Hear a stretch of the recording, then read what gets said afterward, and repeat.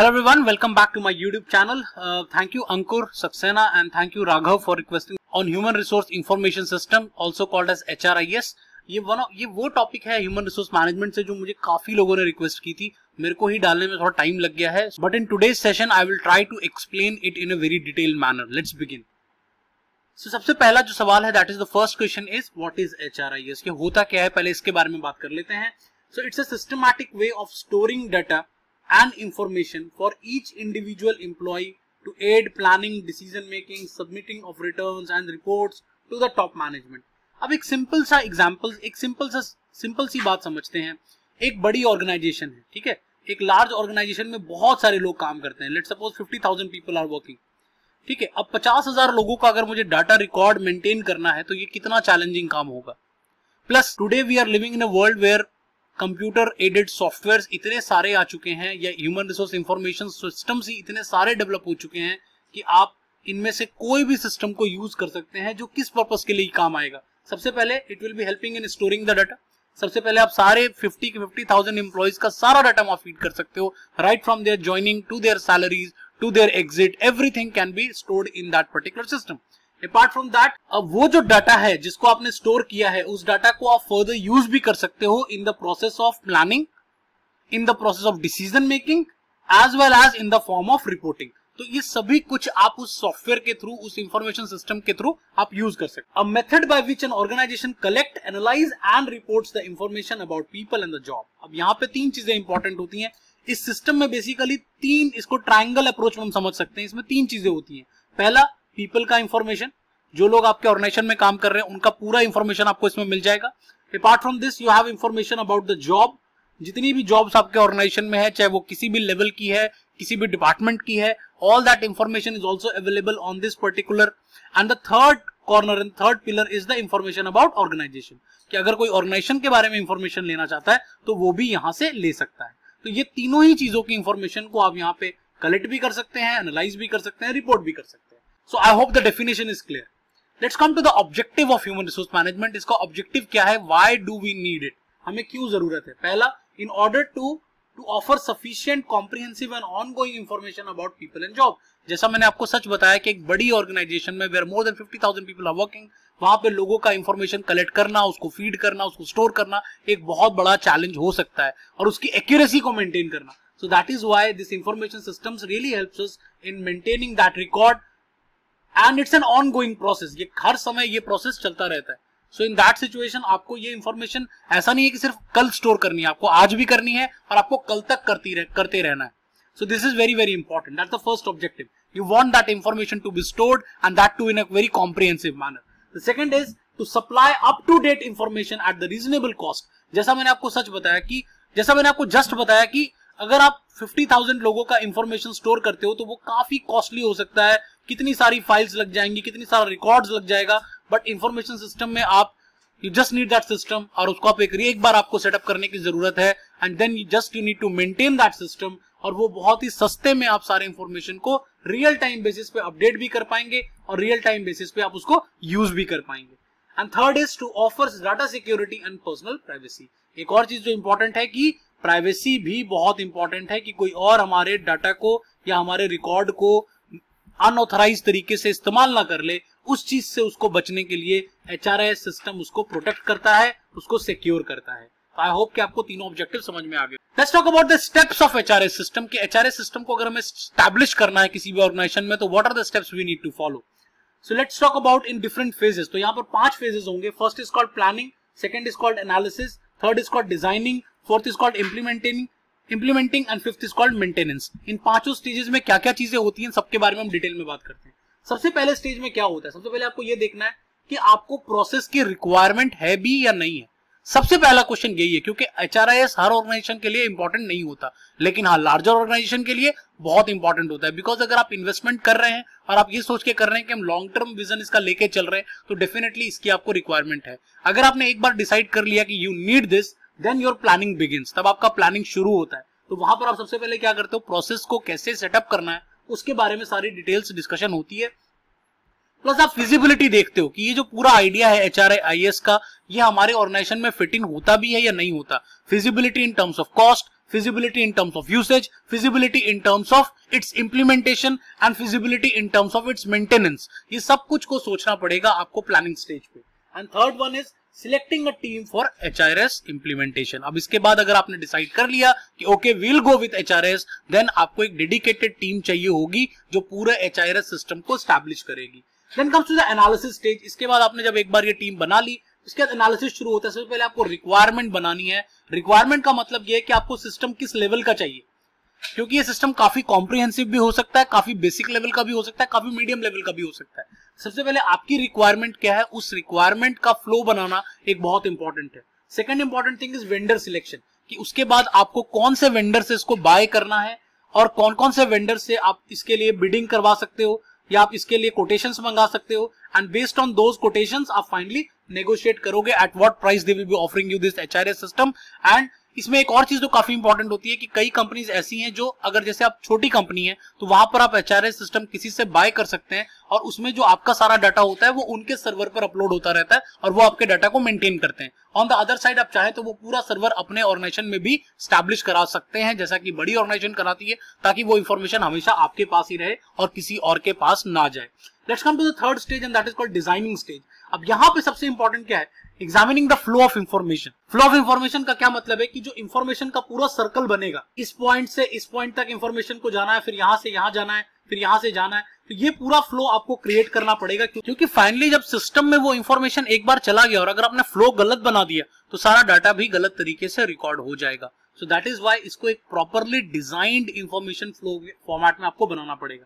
Assembling the sub systems. अब जितने भी सब सिस्टम्स हैं, मतलब ह्यूमन रिसोर्स के जितने भी सब सिस्टम्स हैं, उन सभी सब सिस्टम्स को इसमें इंक्लूड करना पड़ेगा और सभी डिपार्टमेंट के फंक्शंस को यहाँ डालना पड़ेगा. चाहे वो प्लानिंग है, चाहे वो रिक्रूटमेंट है, चाहे वो सिलेक्शन है, कैरियर प्लानिंग है, प्लेसमेंट है, डेवलपमेंट है, कंपनसेशन है, everything should come into picture in the HRS system. Identifying the gaps. अब आपको ये भी देखना पड़ेगा गैप कहां पर आ रहा है, कहां का इंफॉर्मेशन आपके पास अवेलेबल नहीं है, कहां का इंफॉर्मेशन अगर आपके पास अवेलेबल है बट वो इतना डिटेल्ड इंफॉर्मेशन नहीं है और उसको सिस्टम में डालने के लिए किस फॉर्मेट में होना चाहिए, ये सारी चीजों का भी ध्यान आपको यहाँ पे रखना पड़ेगा. Then comes the fourth stage and that is called implementation stage. अब इन द इम्प्लीमेंटेशन स्टेज आपको क्या करना है, सबसे पहले you need to train the people, because HRS system is a very complex system. You need dedicated people who can manage those system and who can work on those systems. तो आपको अपने लोगों को ट्रेन करना पड़ेगा या फिर आपको नई टीम हायर करनी पड़ेगी. तो obviously training would be a much viable option. Second is collecting the data. Finally, they will be the collecting data from different departments and how the data will be collected and how it will get assimilated. वो सारी चीजें आपको यहाँ पे discuss करनी पड़ेगी. And then finally the implementation of the system. Finally ये सारा सिस्टम कैसे इंटीग्रेट होकर वर्क करेगा, उसकी पूरी इंप्लीमेंटेशन आपको यहाँ पे देखनी पड़ेगी. एंड इसके बाद जो लास्ट स्टेज है जो कि हर सिस्टम के साथ जरूरी होती है, that is called time to time checkup. एक बार टाइम टू टाइम आपको चेक करना पड़ेगा कि इंफॉर्मेशन सही तरह से कलेक्ट हो रही है या नहीं हो रही है, रिपोर्ट्स रिट्रीव हो रहे हैं या नहीं हो रहे हैं, that is very important. And audit भी कराना पड़ेगा सो दैट कि ऑडिट कराने से आपको अपनी इंफॉर्मेशन की सारी एक्यूरेसी का बारे में पता चल जाए. तो ये आपके 5 स्टेप्स हैं और इन 5 स्टेप्स में हमें क्या क्या स्टेप्स को फॉलो करना है, आई होप आपको ये समझ में आ गया होगा. Let's begin with the next one and that is called application of HRS. अब यहाँ पे देखिए सेपरेट क्वेश्चंस आ जाते हैं. HRS क्या है, उसका ऑब्जेक्टिव क्या है, एक सेपरेट क्वेश्चन है. HRS के एप्लीकेशंस क्या है, एक सेपरेट क्वेश्चन है. HRS का को पूरा एस्टैब्लिश कैसे करते हैं, ये एक सेपरेट क्वेश्चन है. तो काफी सारे सब क्वेश्चंस इसमें से क्रिएट हो जाते हैं. Let's talk about application. सबसे पहले इसका यूज कहाँ पड़ता है, तो आप जॉब डिस्क्रिप्शन में इसका यूज कर सकते हैं. कैसे कर सकते हैं, by producing the printout and describe the job according to the specification and input of the user. इसका मतलब अगर यूजर को let us suppose मुझे एक क्लास 4 की जॉब निकालनी है अपनी ऑर्गेनाइजेशन में, तो क्लास 4 को मैं फिल्टर करके ऑटोमेटिकली उसके जॉब डिस्क्रिप्शन को यहाँ पे जनरेट कर सकता हूँ. उसका प्रिंट ऑटोमेटिकली निकल कर आ जाएगा. सिमिलरली अगर आप मैनेजर के लिए निकालना चाहते हो मैनेजर का निकल कर आ जाएगा. आप फ्रंट लाइन वर्कर्स के लिए निकालना चाहते हो तो उसका निकल कर आ जाएगा. तो जो आपके पास इंफॉर्मेशन ऑलरेडी फीडेड है वहां से जॉब डिस्क्रिप्शन प्रायरली प्रिपेयर होकर यहाँ से निकल कर आ सकती है और ये सबसे बड़ा आपके काफी टाइम को सेव कर देगा. Second important thing is HR planning. हमें सबको पता है कि प्लानिंग करनी बहुत इंपॉर्टेंट होती है ह्यूमन रिसोर्सेज, और उसमें हम सबसे ज्यादा क्या प्लान करते हैं, forecasting the actual demand of employees. आपको कितने लोगों की जरूरत पड़ेगी, दैट राइट नंबर, बिकॉज हमें पता है कि अगर राइट नंबर नहीं हुआ तो what will happen, either you will be in surplus, either you will be in the shortage. So in that situation आपको एक ऐसा सिस्टम चाहिए जो एक्चुअल नंबर, एग्जैक्ट नंबर बताइए, एक रेंज ऑफ नंबर्स बताए कि मुझे let us suppose 500 to 590 employees की रिक्वायरमेंट पड़ेगी अगले क्वार्टर में. So that numbers need to be a little bit range bound, but at least it should be an accurate range bound. उसके accordingly ही आप recruitment के तरफ आगे बढ़ सकते हैं. Then the next step where the application of HRS is highly involved is the recruitment and selection. Recruitment and selection में क्या क्या चीजों में आपकी हेल्प कर सकता है? सबसे पहले एप्लीकेंट की ट्रैकिंग में, क्योंकि जितने भी एप्लीकेशंस आपके पास आते हैं उन सबको आप इस सिस्टम में डाल देते हैं और उस पूल को आप फर्दर भी यूज कर सकते हैं. अगर कोई और एप्लीकेशन आपकी जॉब निकलती है तो you can use that pool. And more importantly आप उसके एप्लीकेंट्स को ट्रैक भी कर सकते हैं. इवन एप्लीकेंट भी आपके सिस्टम्स में, आपके सिस्टम की वजह से अपने एप्लीकेशन को ट्रैक कर पाता है. Second important thing is job person matching. अब एक साइड पे जॉब की इंफॉर्मेशन भी इसमें है, एक साइड पे पर्सन की भी इंफॉर्मेशन है, तो कॉम्पिटेंसी मैपिंग ये कर देता है और आपको बता देता है कि कौन सा पर्सन किस पर्टिकुलर जॉब के लिए फिट इन हो जाएगा. तो दैट स्किल मैपिंग भी आपको यहाँ पर देखने को मिल जाती है. Third important and the next important thing is called training and development. Training and development में कैसे हेल्प कर सकता है? सबसे पहले identifying the training needs and setting skills levels.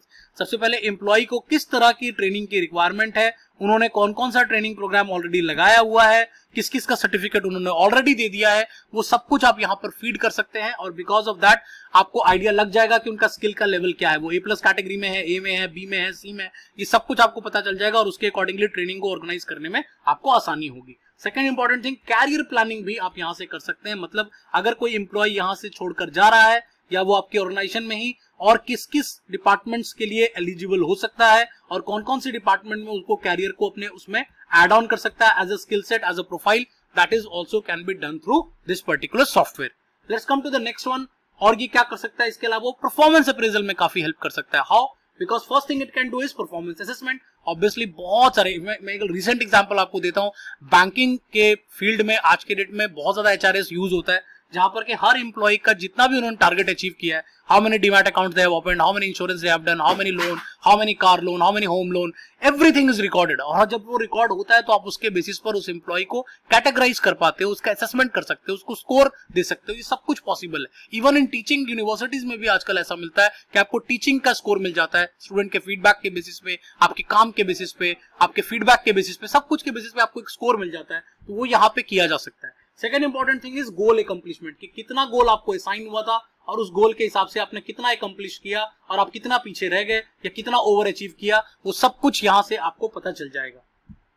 Third important thing is reward management. किस किस इंप्लॉइज को रिवॉर्ड मिल चुका है, किसको मिलना है, वो सारा प्रोसेस भी यहां से आप उसको मॉनिटर कर सकते हैं. इनफैक्ट अगर देखा जाए तो हर वो इंफॉर्मेशन जो ऑर्गेनाइजेशन चाहती है कि रेडीमेड उसके पास हो, वो सारा इंफॉर्मेशन आपको यहां से मिल जाएगा. Next important thing is job evaluation में भी ये काफी हेल्प करता है. कैसे? Because it helps in determining the job levels and allocation of marks accordingly. हम सबको पता है कि जॉब इवैल्यूएशन में हम जॉब को कैटेगराइज करते हैं और कैटेगराइज करने के बाद उनको मार्क्स एलोकेट करते हैं. अब इस मार्क्स के एलोकेशन की इंपॉर्टेंस बहुत होती है, बिकॉज उसी के बेसिस पर आप लोगों का कंपनसेशन डिसाइड करते हैं. So that is the reason why ये ऑटोमेटेड सॉफ्टवेयर आपकी हेल्प करते हैं या एटलीस्ट आपको गाइडलाइन प्रोवाइड करते हैं कि how we can automate our systems in terms of job evaluation and in terms of marks to the particular job. Next is your compensation. तो कंपनसेशन में कैसे कैसे हेल्प कर सकता है? तो सबसे पहले track, analyse and report of salaries. जितनी भी सैलरीज आप दे रहे हैं लोगों को, आप उनको ट्रैक कर सकते हैं, उनको एनालाइज कर सकते हैं. आपके सारा एक्सपेंस यहाँ पर कैलकुलेट हो सकता है ऑटोमेटेडली. आप फिल्टर लगा सकते हैं. सब कुछ कंप्लीटली पॉसिबल है. Second important thing, automated bonus and पे ग्रेड स्ट्रक्चर रिपोर्ट्स. जितनी भी रिपोर्ट्स आपको चाहिए, चाहे वो बोनस की चाहिए, पिछले ईयर की, इस ईयर की, उसके पिछले ईयर की, आप कंपैरेटिवली अगले ईयर आपको बोनस देना है या नहीं देना, कितना देना है, ये सब कुछ आप यहां से निकाल सकते हैं. Next important thing is called succession planning. अब सक्सेशन प्लानिंग क्या होता है? हमें पता ही है कि वो क्या होता है, कि अगर हमें अगला लीडर चाहिए, हमारा जो करंट लीडर है वो हमें छोड़ के जा रहा है और हमें एक नई लीडर की जरूरत है, तो हम सक्सेशन प्लानिंग करने के बारे में सोचते हैं. इंटरनली अगर हम उसको कर रहे हैं तो ये आपको ये भी बता सकता है कि those candidates who are eligible and they have necessary experience for the position. तो जो लोग एलिजिबिलिटी क्राइटेरिया को मेट कर रहे हैं और जो लोग नेसेसरी कंडीशंस उनके पास हैं, एक्सपीरियंस है, तो वो सभी लोग यहाँ पर आपके फिल्टर ऑप्शन से निकल कर आ सकते हैं और उनके बेसिस पर आप उनके ऊपर फर्दर प्रोसेसेस को रन कर सकते हैं. तो ये सारी चीजें एप्लीकेशन का पार्ट है. इसके अलावा भी काफी छोटी मोटी चीजों में भी HRS यूज होता है, बट स्टिल ये ब्रॉड एरियाज है ह्यूमन रिसोर्सेज के, जहां पर आप इसको एक्सटेंसिवली यूज कर सकते हैं. Next is benefits. क्या होते हैं अगर हम इसको यूज कर रहे हैं तो उससे हमारा फायदा क्या होगा? सबसे पहला फायदा, आपको जो सारी इंफॉर्मेशन है वो हाई स्पीड पे रिट्रीवल और प्रोसेसिंग ऑफ डाटा होता है. अगर आपने एक बार डाटा डाल दिया तो आप कहीं से भी इसको एक्सेस कर सकते हैं, रिमोटली भी एक्सेस किया जा सकता है. Second important thing, reduction of duplication of efforts. हर साल आप सेम काम को बार बार करते, उससे बेहतर है कि कम कॉस्ट, एक बार आपकी कॉस्ट लगेगी लेकिन उस कॉस्ट से आपके हर साल की मेहनत बचेगी, बहुत सारे लोगों को आपको पैसे देने की जरूरत नहीं पड़ेगी और एक्यूरेसी लेवल भी काफी हाई होगा। Ease in classifying and reclassifying data. जितना भी डाटा आपके पास रिकॉर्ड आ रहा है आप उसको क्लासिफाई कर सकते हैं डिपार्टमेंट वाइज, आप department wise, hierarchy wise, position wise, everything can be done and it can be reclassified also in fraction of better analysis leading to more effective decision making. मैंने आपसे पहले भी कहा, ये जो सारा डाटा आपके पास आ रहा है, use this data for decision making, because if you are using data and that too real time data, तो आपको ऐसी बहुत सारी चीजें पता चल जाएंगी जो शायद आप वैसे नहीं जान पाते, and that is called data science, data analysis. वहीं पर आज के डेट में एचआर एनालिटिक्स जैसा टर्म भी बहुत ज्यादा डोमिनेंट होता जा रहा है, बिकॉज अब इंफॉर्मेशन आपको ह्यूमन रिसोर्स इंफॉर्मेशन सिस्टम से मिल जाती है। Last but not the least is the limitation of HRs. Obviously एक सिस्टम है तो कुछ ना कुछ उसका लिमिटेशंस भी डेफिनेटली होंगे। तो सबसे पहला जो लिमिटेशन आपको यहाँ पे देखने मिलता है, ये काफी एक्सपेंसिव हो सकता है, specifically for those companies which are at startup level right now. जो अभी शुरू में स्टार्ट हुए हैं उनके लिए उतना हाईली रिकमेंडेड नहीं होता। अगर आपके पास एक बड़ी ऑर्गेनाइजेशन है और एक लार्जर ऑर्गेनाइजेशन, और एटलीस्ट आप मिडिल लेवल के, मिड कैप की ऑर्गेनाइजेशन है, आप कहीं ना कहीं आपकी कैपिटलाइजेशन मिड लेवल पर है, तो कम से कम आपको इस सिस्टम की जरूरत पड़ेगी, because you need to spend on this system and you need to also spend on every year in the maintenance of this system. Second important thing, it may be very inconvenient for organization where people don't have the understanding of using the system. Obviously, if you don't have the dedicated team, if you don't have the people, हो सकता है कि system आप खरीद कर भी इसको use ना कर पाए। So you need that for effective utilization of it. आपको effective utilization करने के लिए भी वो सिस्टम बहुत जरूरी होता है। Third important problem is that it is not suitable for organization where people lack data management skills. अगर आप डाटा मैनेजमेंट में अच्छे नहीं हैं, डाटा साइंस में अच्छे नहीं हैं, डाटा एनालिसिस में अच्छे नहीं हैं, तो ये डाटा भी आपके लिए किसी काम का नहीं है, क्योंकि आप उसमें से कुछ भी निकाल नहीं पाएंगे। तो अगर आप डाटा को कलेक्ट कर रहे हैं तो convert that raw data into meaningful information, because that information will help you in decision making. I hope आपको ये सारा समझ में आ गया होगा। Thanks for watching. सब्सक्राइब करें, लाइक करें, शेयर करें अगर कुछ भी अच्छा लगा हो। Happy teachers day to all the teachers who are available on my channel, and thanks to all those students who have wished me teachers day. Video के नोट्स इसको डाउनलोड करने के लिए डिस्क्रिप्शन बॉक्स में आपको एक वीडियो मिल जाएगी, उस वीडियो को देख लें और उसके हिसाब से स्टेप्स को फॉलो करें, और इसका पीडीएफ आपको HRM के सेक्शन से मिल जाएगा, वहां से आप इसको डाउनलोड कर सकते हैं। So thanks for watching. अगले सेशन में फिर मुलाकात।